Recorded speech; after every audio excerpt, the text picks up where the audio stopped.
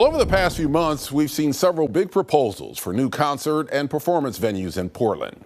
There's a city-mandated compromise being worked out between the Halpern Landscape Conservancy, which wants to renovate Keller Auditorium, home of traveling Broadway shows, and Portland State University, which wants to build a brand new venue on its campus a few blocks away.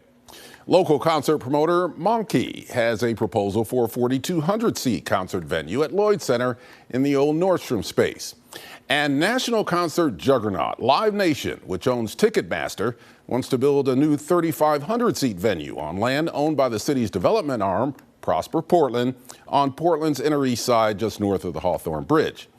Many local musicians are concerned about Live Nation, which is being sued by the U.S. Justice Department for allegedly killing competition. Actively predate on local independent businesses. They close local venues. They put local artists into exclusivity contracts. And in every major city that they've come into in the last decade, the independent music industry suffers. So how many and what type of performing arts venues does Portland really need? Jonathan Mawson, co-founder of Beam Construction, and Andrew Colas of Colas Development Group are the developers of the Live Nation site. Welcome to Eye on Northwest Politics.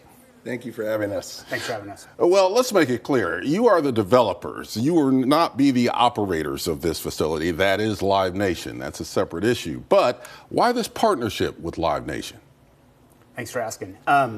We've been working with Live Nation for 2 years to develop a really exciting venue program. Live Nation has deep experience booking acts and talent in the city of Portland. They have a local presence and they have a great track record. And their commitment to local development firms is really powerful and allows us to move a catalytic project forward. Did they approach you or did you approach them? We have a long friendship with some executives at the business at Live Nation, and so we've been talking with them for years about opportunities in the city of Portland.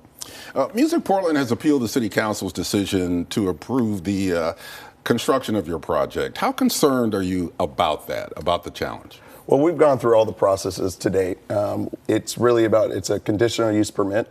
We originally went to the city. It was fully approved. They appealed that. It was reviewed, and it was approved again, 100%. And this is now they've taken it to the City Council on another appeal. We're confident that we've done everything that we need to do to get this project approved. So we'll look forward to presenting to the City Council and hopefully getting to the next step of developing this project. What would be the advantages to the City of Portland of having the Live Nation project come to fruition? Well, for us, it really comes back to we're going to have the most state-of-the-art music venue of this size, of its class, in the state of Oregon. It's going to be extremely sustainable.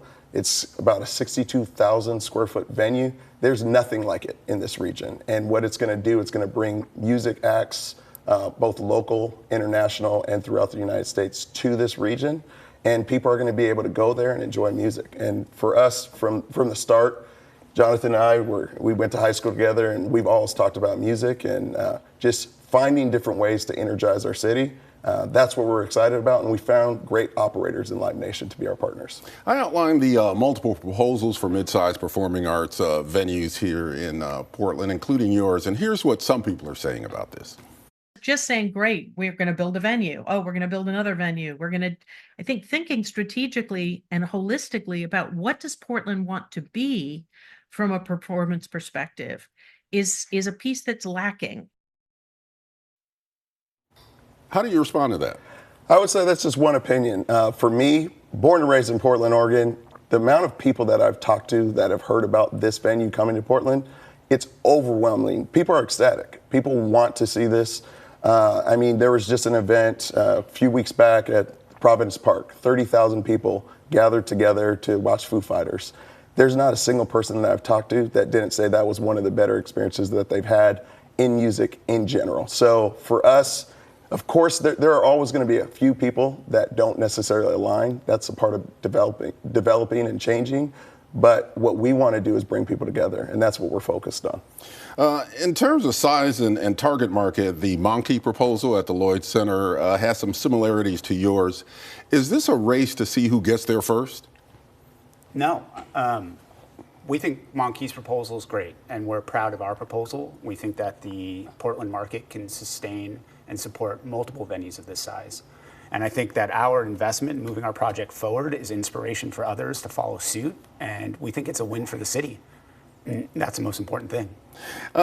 In terms of just the type of concerts that any of these venues would bring in, would there be competition in order to get the artists for certain venues? Well, I mean, when you really look at it, competition is good, right? At the end of the day, it creates more places for more artists to perform. And that's what we want. We want to maximize the number of artists that can come to this region, perform, put on shows, and really add to the economic benefit of our city. When you have these kind of acts, and we've done a lot of research during this process, we're not only activating and creating opportunities for artists, but it's all the businesses that surround these venues. It's the bars, it's the coffee shops, it's the restaurants, it's the hotels. These are all things that Portland really needs right now to really stimulate our economy and get people to come to Portland, because we all know it's a great city and we want people to come here. What's the timetable and what steps do you still have to go through in order for this to actually happen? So next week we're going to go before City Council. We're going to present what we've already been approved on as far as our conditional use permit. And from that point forward, we're hoping to get full kind of green light to go forward. And we'll finish our design, and we're hoping to break ground somewhere early 2025 and open the building in 2026. So that's what we're excited about. In terms of other projects that both of you have done, where does this rank in terms of your level of enthusiasm? I mean, this is such an incredible project. It's going to have such an amazing economic halo benefit for the entire central city. I've built a lot of office buildings. We've built hospitality. We've built residential. We've completed 11 projects in the Central East Side. We have deep connections in the Central East Side. And through that experience and through the conversations like Andrew alluded to, there's tremendous enthusiasm amongst the businesses in the district to see a venue like this. And this is really going to be, materially more catalytic than just another office building, which is not what the city needs right now. So people are thrilled, retailers are thrilled, hotel operators are thrilled, and neighbors are excited about the activation on the street, the traffic at night, improving safety. So we think this is going to be hugely beneficial, not only to the Central East Side, but the entire Central City. We've only got about a few seconds left, but is this going to be the case where you are going to bring a new type of entertainment venue into Portland? Will this be different from what we've seen before? It will be. So there's not a venue of this size. The other venues close are half the size of what this is. So we're going to bring a lot of artists that right now aren't coming. So if you think about it, you have a lot of times artists starting in Nevada, then going to Southern California, Northern California, and they skip over Portland altogether.